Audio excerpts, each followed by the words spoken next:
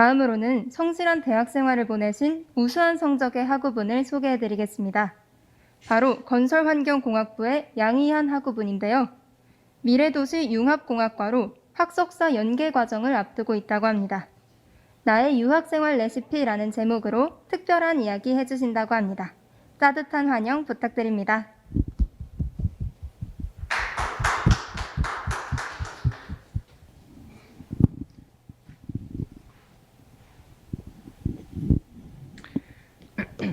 안녕하세요. 저는 말레이시아에서 온 양희한입니다. 만나서 반갑습니다. So this was the first Korean greeting I have learned in the Language Institute.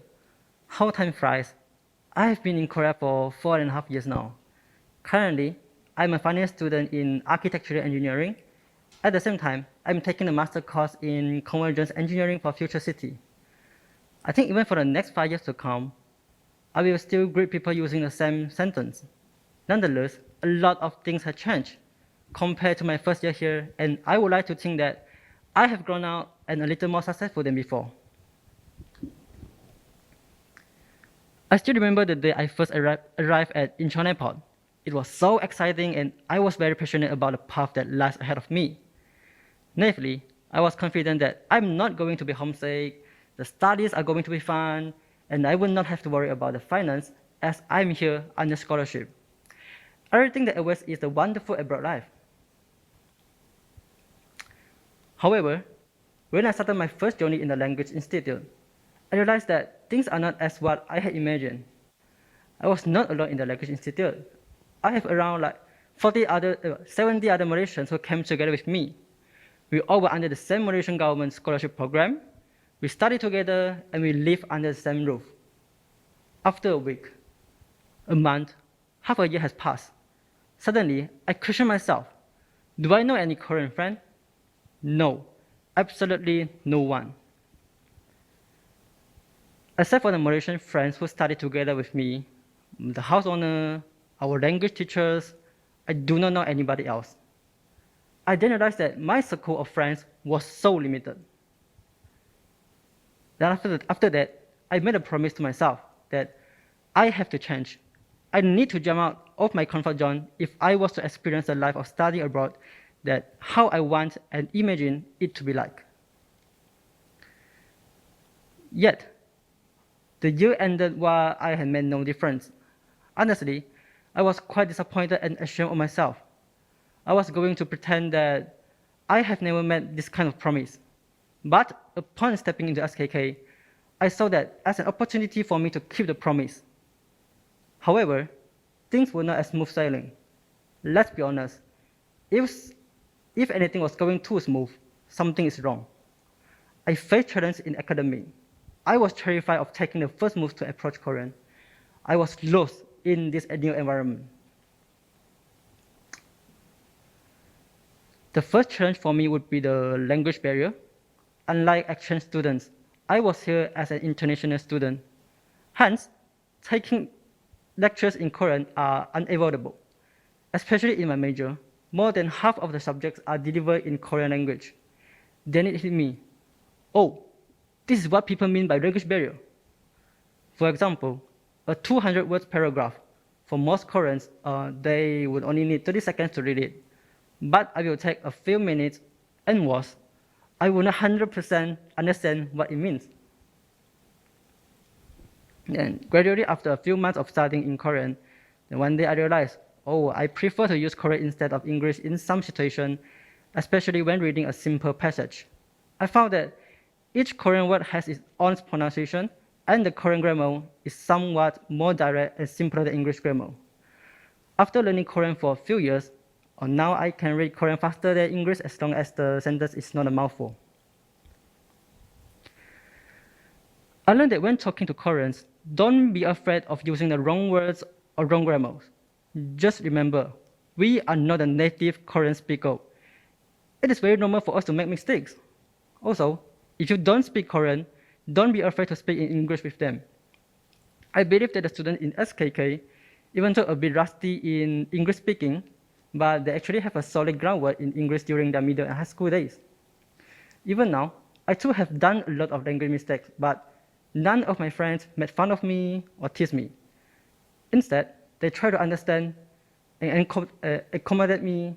Sometimes they even help me to explain to others what I'm trying to convey. The only thing we can do to deal with this is to learn as we go. There are no tips, no shortcut. Instead, we have to grow, accustom ourselves to this environment. It is difficult, but it is worth it. Learning the language is the best tool and gateway to understand their culture, and trust me, you will find it very interesting. And one of the best things I ever did in SKK was joining a club. Of course, not this club. It was an academic club. The members will host a seminar every week. We will discuss about the social science, the human rights, political problems, social issues, and some historical events. Honestly, I'm grateful that they didn't kick me out of the club halfway because I had almost zero knowledge about these topics. That was the place where I further trained my Korean speaking and listening skill. For those who had learned or are learning a new language will know, no matter how much we learn in class, practical is totally different. My Korean expression was so awkward and unclear. Perhaps now I have become better, I think. Other than language barriers, the culture of study in Korea is another issue that I have to overcome. SKKU, as one of the best universities in South Korea, as expected, all the students in SKK are impeccably smart. So under this atmosphere, everyone gets motivated from each other, and we can't help but keep moving forward, albeit at our own pace. Regardless, it depends on how you decide to spend your university life. Either you strive to be the top, or you don't want to compete, and is satisfied with your current status and just go on comfortably. But just make sure that you are putting effort to move forward. Whether we accept it or not, we will unconsciously compare ourselves with our peers. If you are getting high GPA, then congratulations. But if your GPA is relatively low compared to others, you may feel frustrated or discouraged. Our professors have always told us that the GPA is not an accurate measure of our intelligence. There are so many factors that affect our GPA. Of course, those who always get high GPA have their strong point. As the saying goes, the more effort you put in, the better the results are going to be. However, it is not guaranteed that the effort we put in is always equivalent to the results we will gain. When this happens, there are two options that we can choose. Either we give up or we strive on. I firmly choose the latter. It is better to die trying than to settle for nothing. Some of you might have heard about the triple 8 rule. 8 hours for work, then 8 hours for any activity you like, and 8 hours for sleep. Sounds simple and easy. In fact, it really is. Spend the first 8 hours on your study, finish all the assignments, prepare for the coming presentation, the review today's lecture content, and preview tomorrow's lesson. Then the second block of 8 hours is the time for you to slow yourself down, relax, pursue your hobby, discover and increase your own value. The last 8 hours, of course, is a time for you to get plenty of sleep. To summarize, the first 8 hours is time for you to do anything you are asked or assigned to. Then the second 8 hours is for doing any activity that you want to. The last 8 hours is time for slumber, which we all have to. For sure, we are not going to exactly follow the triple 8 rules down to the second. Remember, the time is yours. The life is also yours. We all know that what we need to do and what we have to do. Just maybe sometimes we really do need to put all the stuff be organized or scheduled. Hence, the triple 8 rule is useful as a guideline. Honestly, I'm only a student like all of you. I'm still learning how to cope with my academic challenge all the time.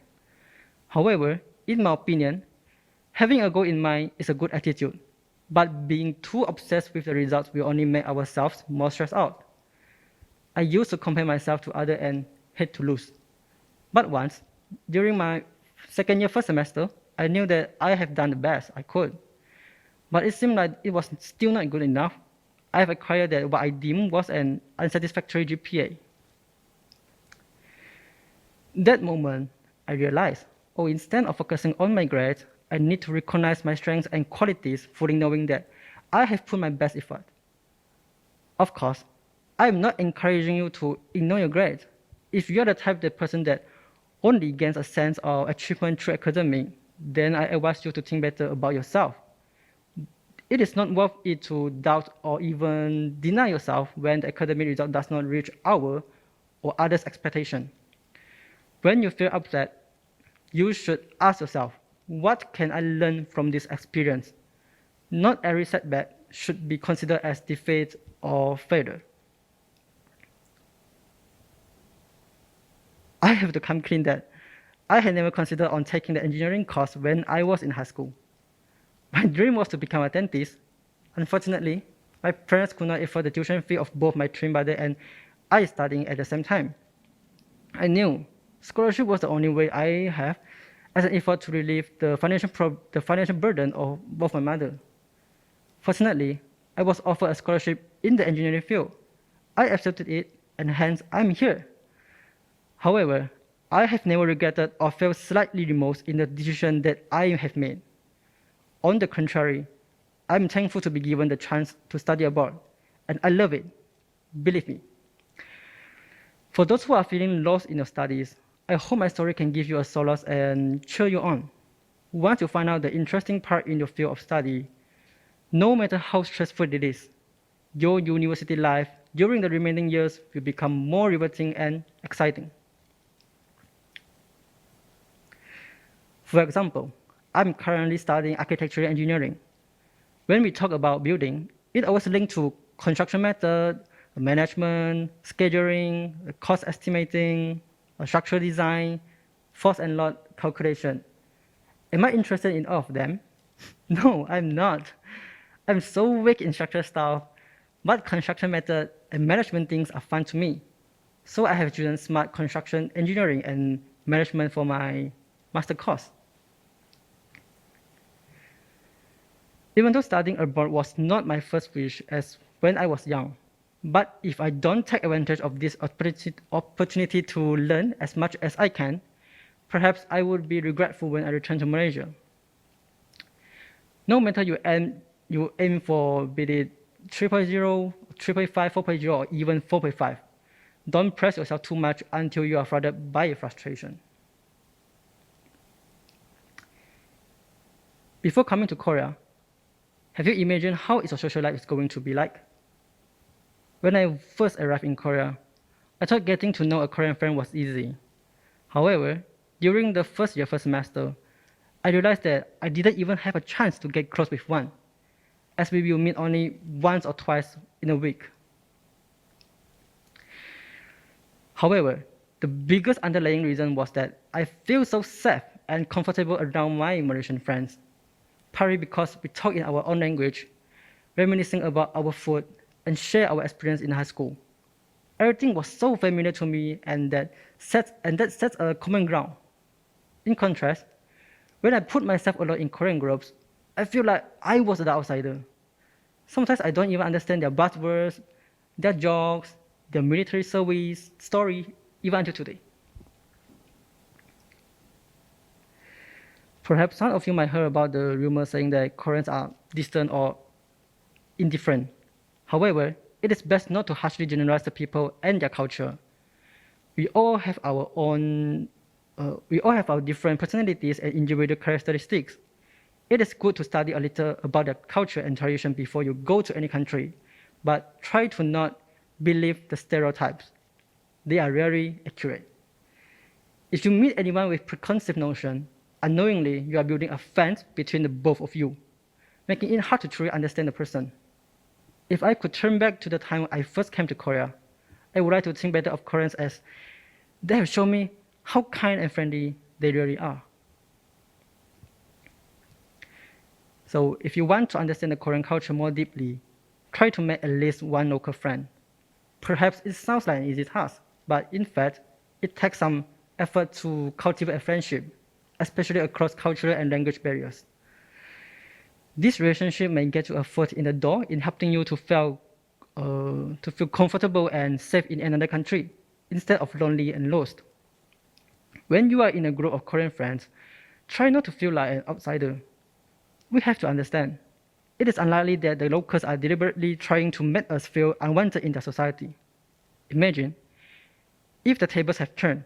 We are the locals, and there's a foreigner student in our lecture room. Would you approach them first? Even if they made the first move, would you receive them with open arms so easily? Furthermore, two persons of the same nationality might also take a few days or weeks to adjust, let alone a foreigner. By the way, I have experience of being offended too in Korea.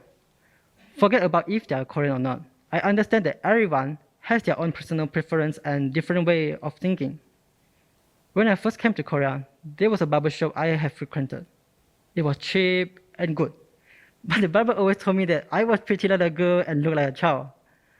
I know it was a praise, but it was so uncomfortable for me. So after some time, I decided to not go to the barber shop anymore. In a separate situation, I was on a taxi. The taxi driver knew that I am from Malaysia. He kept mentioning that Malaysia is a dirty and poor country. There's nothing interesting in Malaysia and not worth traveling to. He even had the audacity to ask me to consider about changing my nationality. I respected him as an elder. So the only thing I said was, 아니에요, Malaysia 좋아요. All the bad experience, I know they do not represent the rest of the Korea. Another hurdle in Korea that I have come to face would be the use of honorifics. The word friend carry a different meaning of that in Korea than in Malaysia. Back in my high school days, I would not need to put emphasis on honorifics among friends. Just knowing that friends who are older than me are like older brother and sister is enough, and I could call them by their first name. In Korea, however, it is a different story and that of giving a sense of barrier. Let me explain. You have probably heard about the word 형 or 누나. This for me just signifies that they are older than me, or so I thought. I'm supposed to use these honorifics when addressing them, every single time. Even months after having met them and established a solid friendship, I understand that it is a sign of respect and politeness, just like calling someone sir or miss. But to use this even among friends hinder me from being too close or crack jokes due to the fact that I am always reminded that they are my elders. It creates this gap which unconsciously tells me that I need to keep my distance. However, I have to be honest. I only knew about this unwritten rule last year, and I have calling my Korean friends around me by their first name. I confronted them about it as I feel apologetic and did not mean to be rude. But to me, surprised that I was told that they did not mind, instead know that I do not fully understand their culture. What a sign of relief. I'm ever so grateful that I have met such lovely friends. So now, I will constantly remind myself to use honorifics whenever I can, as it is part of Korean culture. It is these mistakes that makes me understand Korean a little better. So, don't be afraid to make mistakes, as most of them are kind and friendly. Just like the friends around me, they have made my university days here in Korea more fun and exciting. I thank them from the bottom of my heart.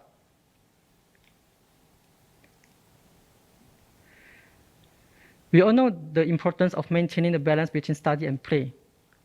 When we are earnestly focusing on our studies, society labels us as bookworms. The people around us will then tell us that studying is just one of the many activities in life. Sure, I can understand that. Studying all the time would certainly make our life dull, just like the saying, all work and no play make Jack a dull boy. On the other hand, when we spend time in our hobbies and entertainment, now people will tell you to stop playing. and studying is important. You have your entire life to play, but now is the only golden time to study.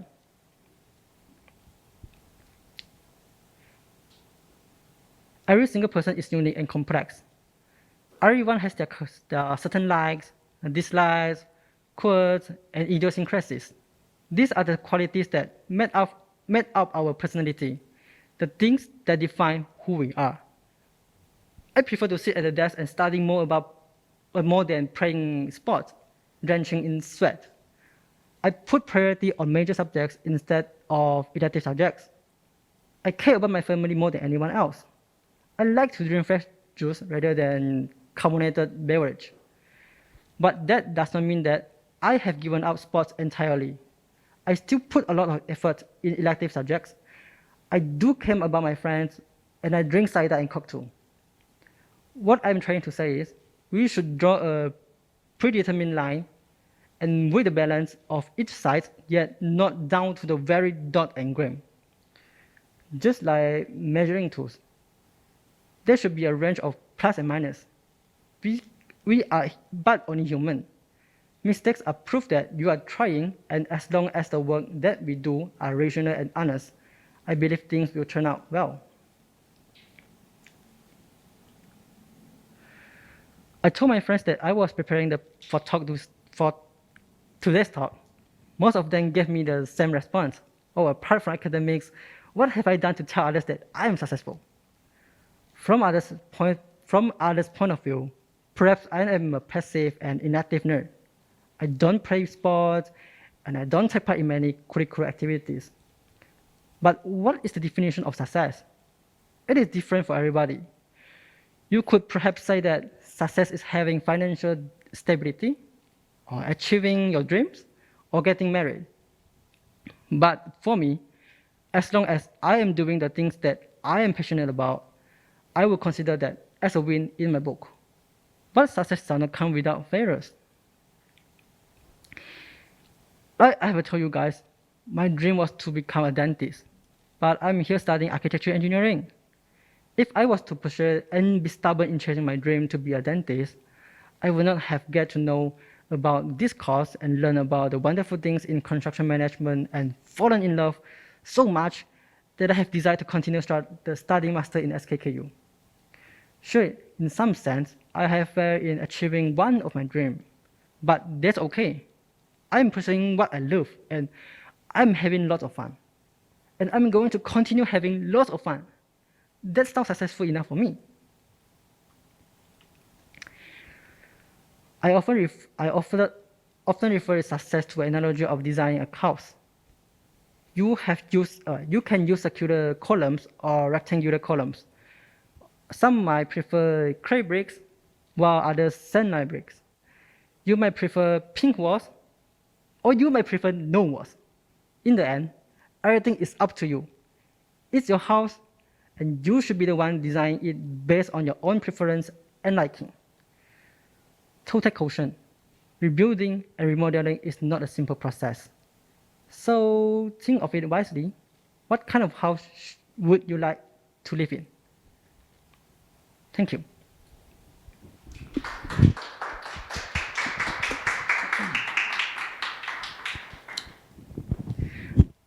Okay, so feel free to ask any question if you want to ask.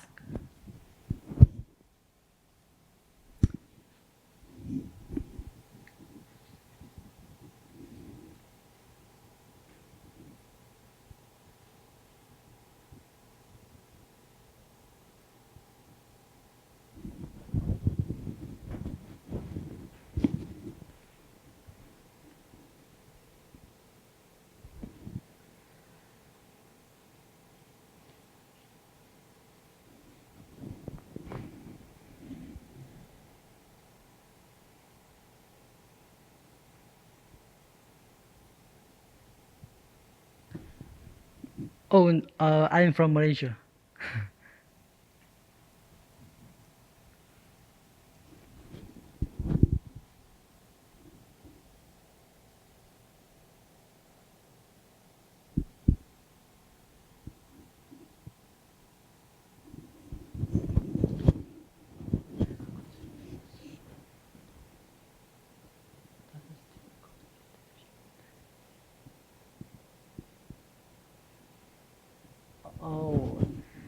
Uh, just like I say, my dream was to become a dentist, but yeah. In my high school days, I like biology, but and that time I never imagined that I was studying engineering. So, but I started to like engineering when I approach it. So, I'm not sure, but yeah, it would be fun. But I like engineering anymore.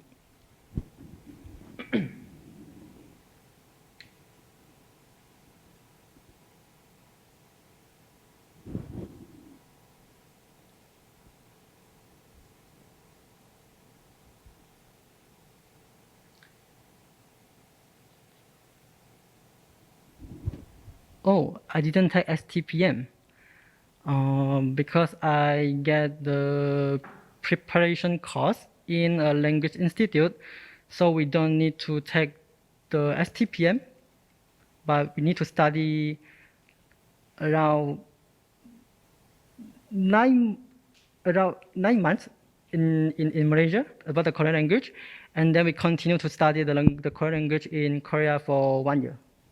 So I didn't take STPM.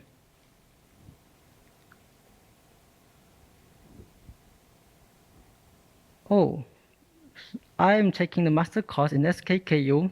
Then after graduation, I will go back to Malaysia and try to find maybe a research work or maybe professor. How do you coping with studying Korean? Oh, I think how are you coping with the difficulties of studying in Korea? I think this question is same to everyone. Like depends on your majors. Some of the majors they don't have so much of English. They don't have so much of Korean class. But if you feel difficult to follow the lectures, then you can ask for the tutors and tutor, the tutor and tutor program, I think. So just study, just do the revision every day, then do the homework, assignment, prepare well for the presentation. I think it's all the same for everyone. Your story was very inspiring. How do you use yourself? How do I define success as a Malaysian student? Just like what I say, the definition of success is up to you. Really up to you. Like for me, I will consider I'm success if I can do or I'm doing what I want to do. This is success of you. I mean, really up to you. You define your success. You define success.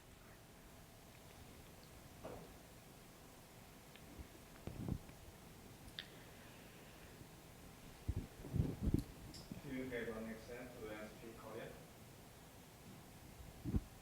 Yeah, I have an accent. My Korean is not as good as the previous, the Mr. Kang. The previous, no.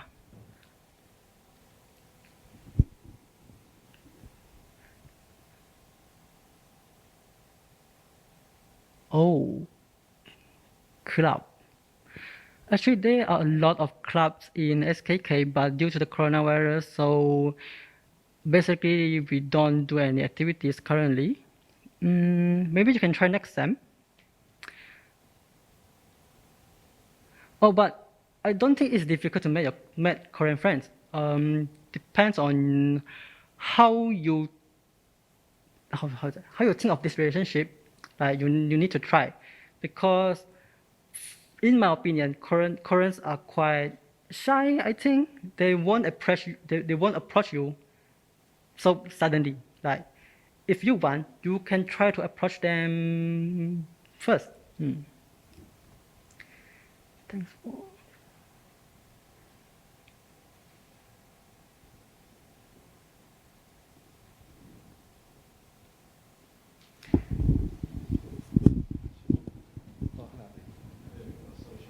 Oh, academic or social goal while studying at SKKU.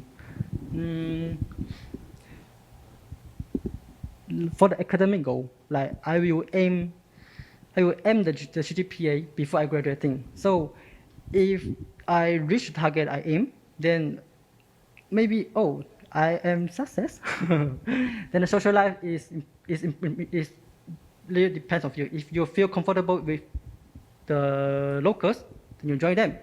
If you feel comfortable with the international students, then you go for it. Depends on how you are going to spend your time in Korea.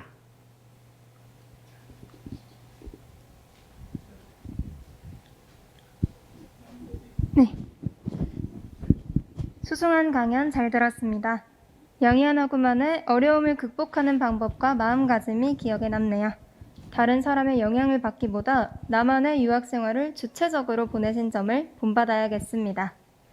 오늘 이 자리에 강연을 들으신 여러분은 어떤 점이 기억에 남으시나요? 강경융하고와 양희안하고처럼 여러분들도 작은 실천부터 시작하시기 바랍니다. 네, 그리고 지금 들으신 강연에 대해 설문조사를 진행하고 있다고 합니다. 지금 바로 설문조사에 여러분의 생각을 써주시고 제출을 눌러주세요. 여러분이 써주신 자료는 학생성공 특강을 위한 자료가 됩니다. 오늘 강연을 듣고 설문조사도 제출한 분들 중 30분을 뽑아 스타벅스 기프티콘도 드린다고 합니다.